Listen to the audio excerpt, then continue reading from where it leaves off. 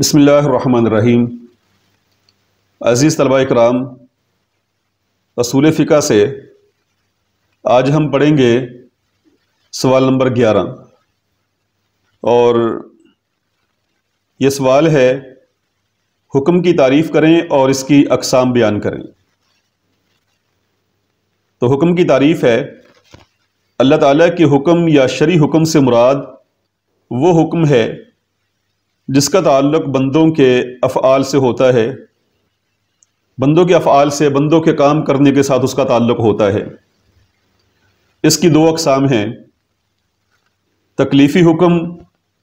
یا اسے حکم تکلیفی بھی کہہ دیتے ہیں۔ نمبر 2، وضعی حکم۔ تکلیفی حکم، اس سے مراد وہ حکم ہے جس میں بندوں کو کسی کام کے کرنے کا حکم دیا جاتا ہے،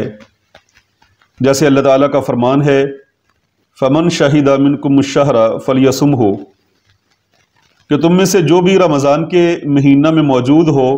وہ اس کے روزے رکھے۔ تو یہاں اللہ رب العالمین نے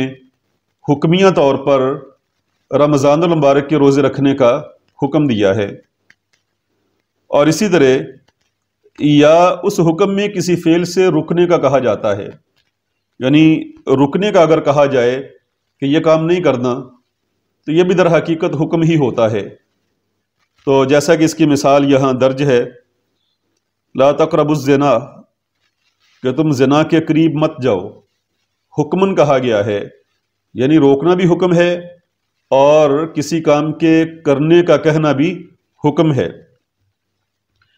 اور یا پھر یہ ہے، یا حکم تکلیفی میں کسی فعل میں اختیار دیا جاتا ہے کہ اگر کوئی آدمی اسے کرنا چاہے تو کر سکتا ہے، نہ کرنا چاہے تو بھی اس کی اجازت ہے، جیسے ہے سورہ مائدہ کے اندر وَإِذَا حَلَلْتُمْ فَاصْطَادُوا، کہ جب تم احرام کھول لو تو شکار کر سکتے ہو۔ یعنی ضروری نہیں ہے کہ احرام کھولنے کے بعد شکار کرنا ہی کرنا ہے، بلکہ یہاں اختیار دیا گیا ہے کہ اب تمہیں اجازت ہے، اگر تم شکار کرنا چاہو تو تم کر سکتے ہو۔ تو پتہ یہ چلا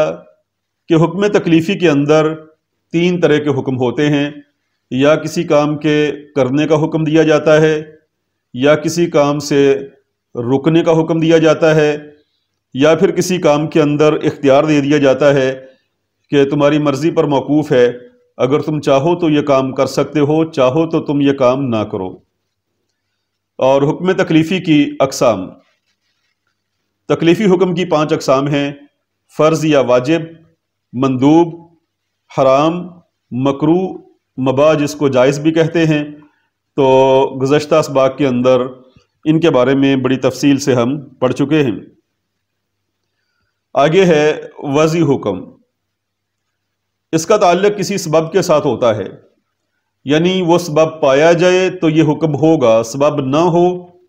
تو حکم بھی نہیں ہوگا۔ یا کسی شرط کے ساتھ مشروط ہوتا ہے کہ شرط ہوگی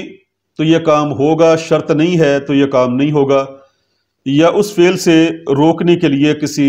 معنی کا ذکر کیا جاتا ہے۔ معنی کہتے ہیں رکاوٹ کو، یعنی کہ بیچ میں کوئی ایسی رکاوٹ آ جاتی ہے، کوئی ایسا معنی آ جاتا ہے کہ جس وجہ سے اب وہ بندہ وہ کام نہیں کر سکتا، اگر وہ کام کرے گا تو وہ گناہ گار کہلائے گا۔ یا اس میں کسی عزیمت سے رخصت دی جاتی ہے کہ یہ کام عزیمت والا ہے، اس میں تمہیں رخصت ہے، چاہے تو تم اس کام کو اس مخصوص حالات کے پیش نظر چھوڑ سکتے ہو۔ یا یہ بتایا جاتا ہے کہ فلاں شرط یا رکن کے رہ جانے سے وہ فعل باطل ہو جائے گا۔ تو اس کی تفصیل آگے آئیے پڑھتے ہیں۔ حکم وضعی کی اقسام، نمبر 1 ہے سبب، جو کسی حکم کے ساتھ بطور علامت کے موجود ہو، اس کے بغیر حکم کا وجود نہیں ہوگا۔ جیسے بالغ ہونا سبب ہے روزہ رکھنے کا، یعنی روزہ رکھنے کا سبب کیا ہے کہ بچہ بالغ ہو جائے تو تب اس کے اوپر روزہ فرض ہے،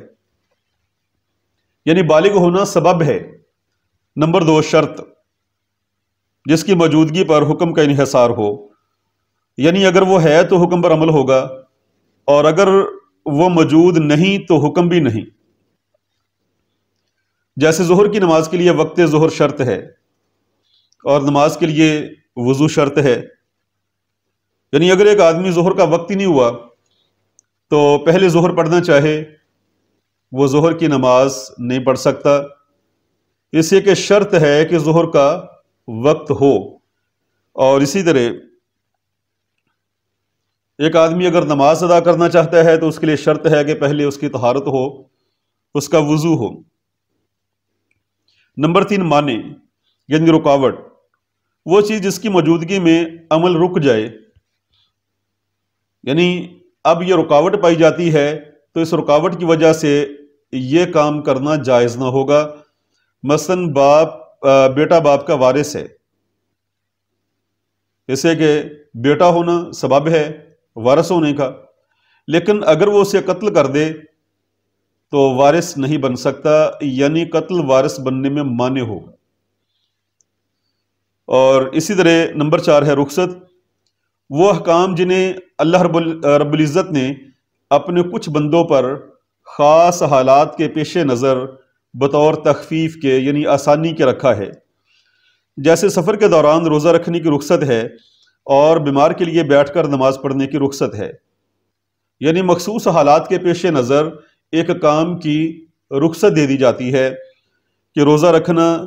عاقل بالغ اور مسلمان پر فرض ہے، لیکن اگر وہ سفر کے اندر ہے تو رخصت ہے کہ وہ اس روزے کو چھوڑ دے اور بعد میں رکھ سکتا ہے۔ نمبر 5 ہے عزیمت، جن احکام میں خاص حالات کے پیش نظر رخصت کی اجازت ہے، یعنی کہ مخصوص حالات کے پیش نظر رخصت کی اجازت دے دی جاتی ہے، اگر کوئی شرعی مانع موجود نہ ہو، یعنی کہ شرعی طور پر کوئی رکاوٹ نہ ہو، تو ان احکام پر عمل کر لینا عزیمت ہے۔ جیسے اضطراری حالت میں یعنی سخت مجبوری کے عالم میں مردار کھانے کی رخصت ہے، لیکن اس حالت میں بھی اس سے رک جانا یا اس سے پرہیز کرنا یہ عزیمت ہے۔ نمبر 6 ہے صحیح یا صحت، کسی شرعی فعل کو مکمل طور پر اس کے ارکان و شرائط کے ساتھ ادا کرنا فعل صحیح ہے، جیسے نماز کو اس کے ارکان و شرائط کے ساتھ حسن و خوبی سے ادا کرنا، ہم کہیں گے یہ فعل صحیح ہے۔ نمبر 7 ہے فاسد اور باطل، یعنی کسی چیز کا فاسد ہو جانا یا اس کا باطل ہو جانا، اگر کسی شرعی فعل کی ادائیگی میں اس کے کسی رکن یا شرط کو چھوڑ دیا جائے تو وہ فعل غیر صحیح، فاسد یا باطل کہلائے گا۔ جیسے نماز کی ادائیگی میں جان بوجھ کر اس کے کسی رکن یا شرط کو چھوڑ دیا جائے، کہ مثال کے طور پہ